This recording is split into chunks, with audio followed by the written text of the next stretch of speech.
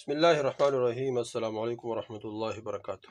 دوستو، آج کا جو عمل ہے یہ بہت زبردست ہے۔ یہ ہر قسم مالی پریشانی کو دور کرنے کے لیے ہے، اور ہر قسم مالی پریشانی اللہ جل شانہ دور بھی کرے گا، اور اللہ جل شانہ مال میں برکت بھی عطا فرمائے گا، اور اللہ جل شانہ وہاں سے انسان کو مال دے گا، وہاں سے دولت دے گا، وہاں سے اللہ جل شانہ انسان کے ضروریات حاجات کو پورا کرے گا، جہاں انسان کے وہم اور گمان بھی نہ ہو۔ لیکن شرط یہ ہے کہ عمل وظیفہ یقین کے ساتھ ہو، اور اسی طرح یقین کے ساتھ بھی ہو، اور اس طرح دوام کے ساتھ بھی ہو۔ یقین بھی ہو اللہ جل شانہ کے ذات پر کہ اللہ جل شانہ اس وظیفے کی برکت سے میرے ضرورت حاجت کو ضرور پورے فرمائیں گے، اور اس طرح یقین کے ساتھ ساتھ اس وظیفے میں دوام بھی ہو۔ حدیث میں آتا ہے خیر الاعمال ادومها۔ اللہ جل شانہ ان قل، اللہ جل شانہ کو ہر وہ عمل پسند ہے کہ وہ ہمیشہ ہو، یہ نہیں کبھی کیا کبھی چھوڑ دیا، کبھی کیا کبھی چھوڑ دیا۔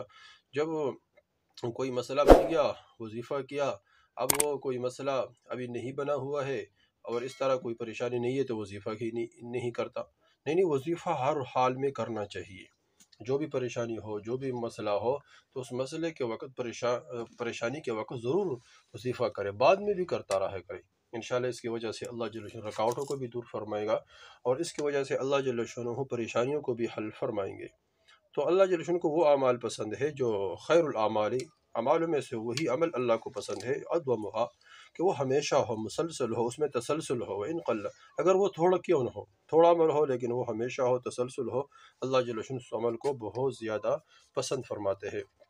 تو اللہ جل شانہ اس وظیفے کی برکت سے انسانی مالی پریشانی، انسان کی مالی تمام پریشانی دور فرمائیں گے۔ اس طرح اللہ جل شانہ کاروبار کی پریشانی دور فرمائیں گے، اور گھریلو پریشانی اللہ جل شانہ دور فرمائیں گے۔ ذاتی کاروبار نہیں ہے تو اس کی وجہ سے اللہ جل شانہ ذاتی کاروبار عطا فرمائے گا، اور اس وظیفے کی برکت سے اللہ جل شانہ اپنے غیبی خزانوں سے انسان کو رزق دے گا۔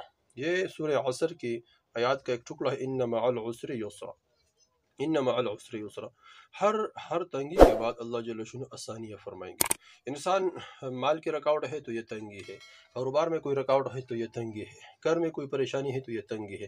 اس کے بعد اللہ جل شانہ ضرور کوئی خیر کا بندوبست فرمائے گا، ضرور اللہ جل شانہ کوئی خیر کا دروازے کھولے گا۔ تو ان مع العسر یسرا، ہر تنگی کے ساتھ، ہر پریشانی کے ساتھ اللہ جل شانہ ضرور آسانی لے کر آئے گا، لیکن شرط یہ ہے کہ اس میں صبر ہو، تحمل ہو، اللہ کی طرف توجہ ہو، برداشت ہو۔ تو انشاءاللہ اس کی برکت سے اللہ جل شانہ انسان کے حاجات اور ضروریات اپنے غیبی خزانوں سے پورے فرمائیں گے۔ تو اس کے لیے دوستو یہ ہے کہ ان مع العسر یسرا، روزانہ کسی، یا تو فجر کا جو وقت ہے یہ بہت قیمتی ہے، فجر کی نماز کے بعد، یا عصر کی نماز کے بعد، یا کسی بھی نماز کے بعد کسی خاص وقت کو مقرر کر کے اس ان مع العسر یسرا کو 111 مرتبہ پڑھے۔ اول آخر میں درود شریف پڑھے، شروع میں بھی درود شریف پڑھے اور آخر میں بھی درود شریف پڑھے، اور اس طرح پھر اس کے بعد 111 مرتبہ اس وظیفے کو خود بھی کرے دوستو، اور آگے شیئر کرے تاکہ سب کو فائدہ ہو جائے، سب اس سے فائدہ اٹھائے۔